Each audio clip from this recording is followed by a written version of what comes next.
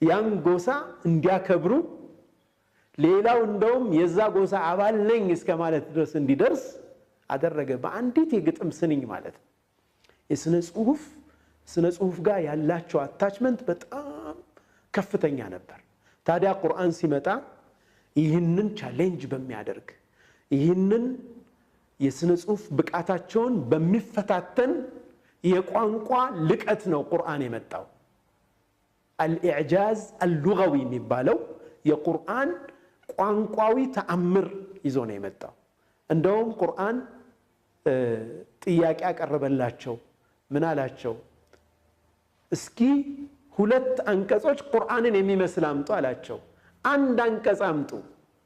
በመጨረሻ ምን አላቸው ኩል ኢን اجتمعت الانس والجن على ان ياتوا بمثل هذا القران لا ياتون بمثله ولو كان بعضهم لبعض ظهيرا انت محمد بلاچو ጅኖችም ጋኔሎችም ሰዎችም ተሰብስበው ይህንን ቁርአን የመሰለ መጽሐፍ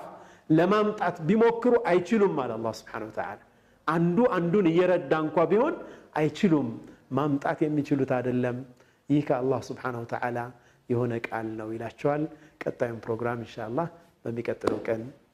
የምንቀጥል ይሆናል ጀዛኩሙላሁ ኸይራን ወሰላሙ አለይኩም ወራህመቱላሂ ወበረካቱሁ